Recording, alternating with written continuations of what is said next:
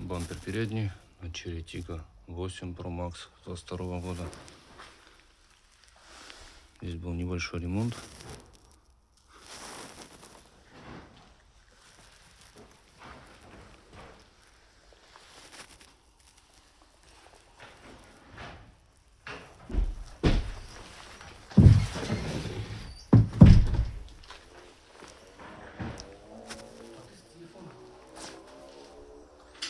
Нижняя часть бампера с дефектом.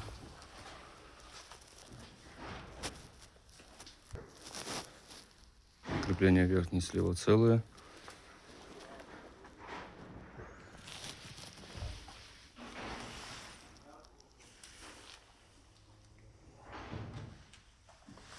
Место ремонта с внутренней стороны. Справа крепления целые.